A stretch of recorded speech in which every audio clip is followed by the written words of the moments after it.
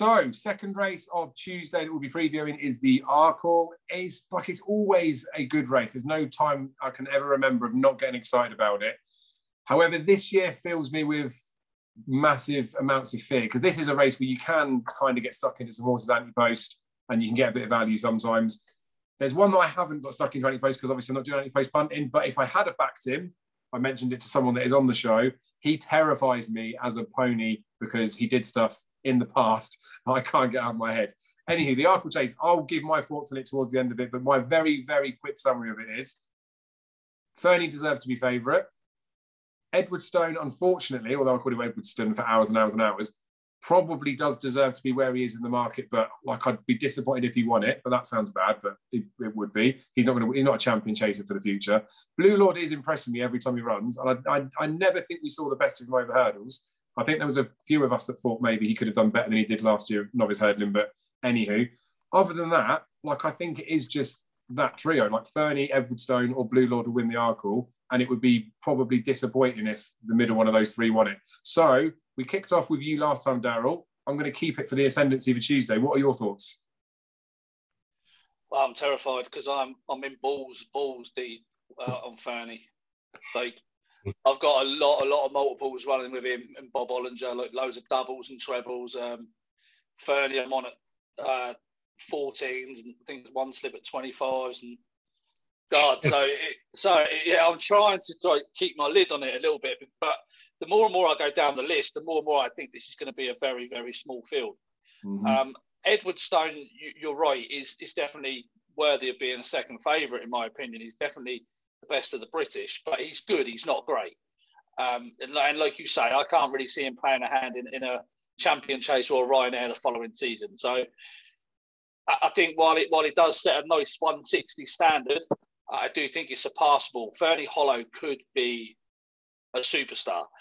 His win at Leopardstown, right? I compared it to the juvenile winner Phil Dawes' overall time. His overall time, he was 0.10 seconds slower than Phil Daw, right?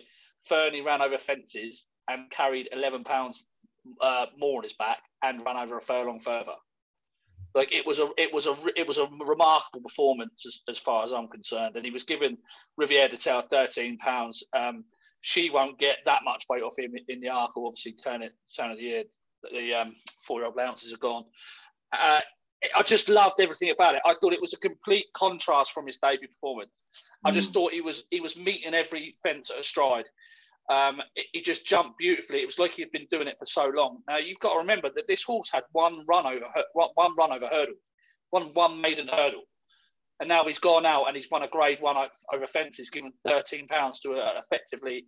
I mean, you could call Riviere de Tail. I'd used about 145 from the mark, but that was just on RPR. That was on an average RPR rating. She has recorded 153. So someone will tell you that she's 150 horse. It was a 160 plus performance on his second start over fences, his third start over obstacles. Like if there's a superstar in this field, it's definitely going to be Fernie Hollow. I know I've got slight reservations about his attitude as well, and whether or not he's a nutcase and whether or not he's going to want to do it there on the day and this, that, and the other. But I suppose these are all things that you can't control. So it just is what it is. You know what I mean? If he decides to be a nutcase and loses his head and decides to hit a few and run poorly, then it is what it is. Notebook. It feels like a notebook situation from a couple of years ago, But you can't worry about things that you can't control. I think he goes there the best horse in the race, as far as I'm concerned. I find it very, very difficult to see what's going to trouble him. I understand Blue Lord has been quite impressive, but I don't think he's beaten all that much. I'm not a big fan of Lifetime Ambition, really. Half the fences were doled off last time as well. I know that can't be helped, but I just thought that he was limited as a hurdler. And I know obviously horses can improve for fences, etc. But I just thought that Fernie Hollow would have wiped that Supreme Field aside last year, and I think a lot of people are holding that sort of absence against him a little bit. I'm surprised he's still 7-4, and I think that's saying something really, because Bob Ollinger's down here fourth in the bet and he's not going to go. Riviere de Tail, got close to him, but I just thought Fernie was pulling out more at the finish as well. Like the time figure was great. I suppose that probably the biggest danger could come from his own stable, which is that Hatton Couleurs. I can't say the pronunciations, as you know, Jamie, but it means colourful in France, anyway. That horse looks interesting, but his mid-race sectionals compared to Envoy Allen and Battle Over Doyen were much slower. But from like 4 out to the finish, he was much quicker. I think he's a horse that probably should be stepping up and trip 2.5 miles for me. And then we've not seen Dussart. Montmirail's not going chasing. Quilixios, no. Constantine still going to Mares. Classical Dreams going to Stayers. Magic Days has got no chance. Gerhard's going to Supreme. Third Time Lucky at 20-1. If he goes there fresh, I could see him perhaps playing a small part, but I can't see him as the winner. What else is there? There is nothing else there at all that is even close to the level of a 150 horse, let alone a 160 horse. Fernie Hallow's already surpassed what he will need to win this race. It's just a case that he's got to do it again. Now with Fernie, you've got the added bonus that he's already won a bumper at the course. So look, he ticks every single box. I hope he gets there, and I hope he wins. Yeah. Well, before I go on to you, Jamie, because I know that you're not good. Jamie won't change his views, won't change his opinions, no matter what I say now. But I'm just gagging to get in here as well now. So, I don't think Blue Lord should be good enough to win an Arkle. But like I say, if for any reason Fernie Hollow doesn't do the business, then I could see him maybe being competitive against an Edwardstone. But again, we're like looking away from probably the obvious. It isn't the same as appreciating the Supreme last year in terms of like we're just taking him on for the sake of taking him on. This is one that we're not. I don't think any of us. We'll see what Jamie said, but I don't think any of us are actually looking to take him on. And the reality is, like Daryl's just said there, Appreciate it was so impressive in that Supreme that like maybe wipe the floor with him probably could be a bit ambitious, but like he probably would have won a Supreme last year. I know it's all hindsight. We don't know what would have happened. Appreciate it was so impressive, putting like a 1-6 performance. It's quite hard to say that, but let's just imagine that he did what Appreciate did last year. Appreciate it was like 4 and 3 to 1, I think, for the Arkle after his win in the Supreme, before he'd even jumped a fence. We know he's not even going to jump a fence this season. Yet Fernie Hollow has jumped twice over fences. He's progressed. The best thing with horses as well is, especially with the Irish horses and the Irish novice chasers, there's always just a hidden in plain sight yardstick. So before, when like some of the ones were doing it before, remember we used to have Seaside and John was always behind Duvan, wouldn't he? There's other ones that have always been in there. But behind Fernie Hollow, it's good old Cours Sublime, 150s hurdler. He was 4 lengths behind him the first time they ran in that beginner's chase. Like Daryl said, he looked so much better at Leopardstown. He was all of a sudden then 15 lengths behind him. So Cours Sublime hasn't lost 10 lengths in that period. Fernie Hollow's improved already in 3 weeks, 10 lengths. And that's beating a 150s hurdler, like an established 150s hurdler. Gave a stone away to Riviere de Tel. So I just thought, regardless... Would you back Cours Sublime to win the Grand National as well? Maybe that could happen, couldn't it? But the long and the short of me going roundabout with this is, like Daryl said, they're 7 to 4, but he's still 2 to 1 with Bet365 at the time of recording this, the 3rd of January 2022. I genuinely think that Fernie Hollow, obviously there could be another run, there might not be another run, we don't know what's going to happen. Daryl's already said the field's going to cut up, that's a fact, it's going to be a short field. I cannot, for the life of me, see how Fernie Hollow goes off odds against when it comes to Cheltenham. I can't see between now and Cheltenham Fernie Hollow losing a race. He's only going to shorten. Obviously, he had like a niggle and didn't get there, but I don't mind it so much. Like Willie Mullins just protected him because he knew how much of a horse he was. 2 to 1 about Fernie Hollow at this point is almost just buying money. Like he's unbelievable value. He's like, the unknowns with John Bon. We don't know what the hell he's going to do. He's never even running a race, and he's a similar price for a more competitive race than this. Fernie Hollow 2 to 1 is like a lump job thing. The only tiny, scary, horrific, horrible, traumatic caveat I've got with that is fucking Champagne Fever. And it sounds absurd to mention, and it's not just because he won a Champagne and then got beaten in Arkle. I'm pretty sure everyone watching this that's been betting for more than a decade it wasn't even that long ago, was it? It's 2014, but would have backed Champagne Fever when fucking David Pike's Western Warhorse won on the head bob, and Champagne Fever just threw the race away being a dickhead. And Fernie Hollow, if you go back and watch his bumpers, if you can't remember, yeah, those first 2 bumpers behind Eric Bloodax, the Forced in Fire ones, it still makes me laugh to this day that Patrick's on his back, obviously trying to encourage him to an extent, but basically just knows that he's fighting losing battle, that if Fernie Hollow didn't want to go past, And he didn't, did he? But then all of a sudden he seems to have put that to one side now because he's gone and won those races. But even the Bob Ollinger maiden hurdle, I know we know Bob Ollinger's a good horse, and I know he beat him a length, but there's still a part of me when I watched that back that thinks Fernie could have won that by 10 if he wanted to. And the Christmas Riviere de Tel, I know we're saying because she was getting so much weight, maybe that's why he only just beat her. I still think if he really wanted to, he's got it in him to be even better than we've seen. So that's the only tiny concern I've got. Yeah, it's got the hood on now, though. Exactly. Yeah, exactly. But the only thing with certain types of headgear as well is that sometimes they'll just run out. Off, yeah. And it just slightly worries me that after the last at Cheltenham, there is still some time to go. There's the crowd, the noise, there's lots of reasons why he might piss about, not necessarily do a mic bite. That is the only thing that's stopping me from like massively pulling the trigger and fully loading him up. I said I'm not having any post bets this season, so I'm sticking to that. I'll wait till possibly non-running no bet and then steam him. But even if I could get non-running no bet about him now, 6-4, I'd still want to smash him up. And he's the sort of horse as well. If you're worried about a quirk about him, you could have I'm not saying people are this way inclined, but you could have a lump on him and you could lay him in running because he'll trade 10s on in running without doubt.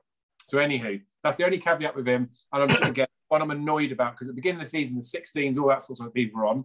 He would have just been the most obvious anti-post punt. And I know it's easy to say now, appreciated not to run him, but Fernie would have beaten appreciate anyway. Jamie, I'll finally give you a second to talk about it. Jesus Christ, I thought you'd never be quiet. But anyway, yeah, well, I totally agree with you. Like the form is there. Like beats Bob Ollinger. Like you're very quick to crib the form of Eric Ludex, right? Like the horse that beat, like we'll get on to it later in the Ballymore. But anyway, this is a three-hand reel, you know yourself. I'm just very disappointed. Saint Rye, Dusart, and another horse that is very in my radar for a champion hurdle / Arkle horse is Aspirator. We haven't seen all of them this year, so you can't, like, it would actually be a decent race today, actually. No, Saint Rye was third the last day in a bad, a Sharjah race, you know yourself.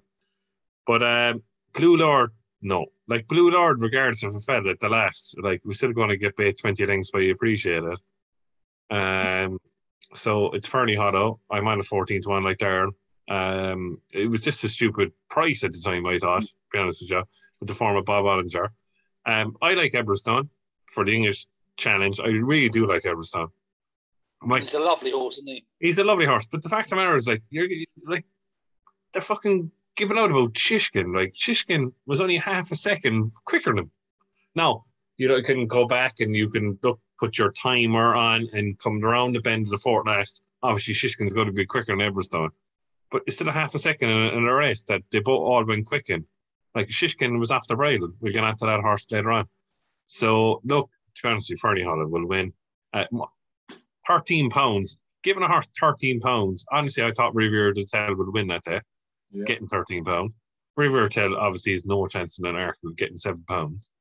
Like, and put the kettle. No, we might be totally wrong. That gets a soft lead, and Fernie Holland doesn't jump properly on the day. That could happen. But no, to be honest with you, Fernie Holland will win. I think he's a superstar. Do you think they'll make the running on Fernie? Yeah, he will. Look, if he doesn't, he's in trouble. That's just my opinion. He made the run to negate the £13 last day, and Riviere de Tel didn't like it. I watched Riviere de Tel every time in its juvenile hurdling campaign. That horse has to lead. If that doesn't lead, it's not going to win. Regardless of £7. It's like put the kettle on in the Arkle. Like, oh God, I contradict myself now. Coleman actually give that a good ride. So, but Paul Townend has to go out in front of Fernie. If Fernie doesn't go out in front, I'd be a little bit worried. I will be a little bit worried. And if they go too quick, because Eberstone is technically a handicap hurdler, Eberstone will win. Yeah, that's my worry. That's my worry, exactly. Yeah. So, like, if I backed Eberstone at 10-1 to win the Arkle each way, I'm happy with that because the fact matter, if they go too quick, Eberstone will pick up the pieces. So if it was selection, you know yourself, it's Fernie to win and it's Eberstone each way. Yep. So Darryl, you're obviously Team Fernie as well. Yeah. And I would be like, seriously, these would be the sort of ones because like with the anti-post punting, I like to load a few up, but like I would be because obviously I still look at the betting every single day. this is the sort of horse that, you know, when you sat in your bed just flicking through Cheltenham Anti-Post bets things, the markets are moving or anything like that. He's the sort of horse that just every single day you're trying to look at like a little treble or something. He'd be going every single fucking one of them because you just cannot believe you're still getting 2-1 about this horse. You are right with Edwardstone though. Like I think we've all mentioned it. Like the best of the British, shouldn't be good enough to win this. We can't see him progressive further forward. But like Darryl said, if the race does cut up into like a 6-1 race, you can still get 3 places on Edwardstone. I wouldn't like that, Dave. I wouldn't like if it cut up to a 6-run race for Edwardstone. I know it's running races. There were quick times, third time lucky, 1.5 miles horse in the flat, in my opinion. Right? But the problem is, if they go quick, too quick, like Riviera to Tell is going to run, obviously, and Fernie, if they go too quick and say, oh, we can't get beat off a fast pace, if they go really too quick, Edwardstone's going to pick up the pieces because he's used to going handicap pace and championship pace. That's my point. Yeah, I think Fernie's going to go quick anyway, though. I think he's going to go quick. Fernie's just going to go quick. So regardless whether the race cuts up, I think the pace will still be there for Edwardstone. It's more about jumping for me with Edwardstone, whether or not he's going to be able to, coming down that hill, whether he's going to be able to jump that as well as Fernie's going to and not get too tight. And is Cheltenham his bag? Will they not? Yeah, I think it's fine. I don't think it's an issue for him. The hill will suit him, that's for sure. Riviere de Tell, will they not go to the mare's chase with that? Go up and trip? No. No, I don't. I just think like novice status. Sometimes they like to waste it, don't they? But I reckon they'll just go for Arkle because as far as they're concerned, I know they'd be £6 worse off come Cheltenham, but from their heads trying to take positives from it, they'll say we're only a length behind him. Yeah. And then they'll just say if he's not in the race, we could get close to the other ones. But I think we're all agreed. Fernie Hollow bolts up, and I think I know value is always down to an individual perspective. We can all agree that at the beginning of the season he was too big a price, but we know why, because Appreciate was in there. The fact that we know that Appreciate isn't there in the slightest, we can all comfortably agree that he should not be 2-1, should he? I'd already make him odds on now. Yeah. Darryl. Yeah, I'm just worried about me. I'm just worried about how much money's tied up. I'm not worried, but I'm like, it's that one of the festival, right? If it's going to be that race of the festival for me, I think, where if it goes well, it's going to be a very good festival. If it doesn't, all of a sudden you're scrambling around and you're like, right, now where can I get? You know what I mean? Where can I get that big win now? You know what I mean? So it's just Shampoo and the ultimate. I think I was stung. With Notebook, and we was in exactly the same situation last year or the year before, whatever it was. Notebook had literally just won. Hold on now. Retract your statement now, Mr. Carter. Did I tell you had no chance? Listen. The stutter. Listen. That was the same situation. He'd won the same race as Fernie's just won. I was on at 33s. So you just sort of like, you know what I mean? Once bitten, twice shining. But let's move on. Like I say, from historic comparisons, mate, like Notebook, like I say, it's easy to say after. We know you loved him, and I liked him over in Ireland. But there was already clues they went there, like balls up at the Ballymore before, all those sort of things. It was a bit weird to post, just little things. There's nothing wrong with Fernie. Like I said, the only thing is that touch of the Champagne Thieves. It's not because he's won the bumper. If anyone doesn't remember him, go back and watch those first 2 bumpers. Even the one behind Eric Bloodaxe, that we know the form that's quite good. He could have fucking pissed up in both those races. And even the Bob Wallinger maiden hurdle, go back and watch that. And if anyone thinks that I'm talking out my ass, then, I mean, everyone thinks I'm talking out my ass. But he as far as I'm concerned, he could have beat Bob Wallinger by more than a length that day. I know he's being ridden or whatever, but sometimes this is why I talk about like looking at horses' actions, and it's different for different people and it's hard to explain. But just because a jockey's going absolute balls out on a horse doesn't mean that the horse is actually bollocks. Sometimes the horse is just like, fuck it, I'm going to make you work for your riding fee today because I can't be arsed. And the jockey can't take the risk of not riding them. Then you get other horses, like Third Time Lucky at Cheltenham when he beats Sevastopol, where they're sat there holding the reins back and they've got tons under there, and you can see the horse is blowing out of his arse. But that's the discussion for another day. We will move on to the champion hurdle. There'll be a link after the video. If not, just go and find the video.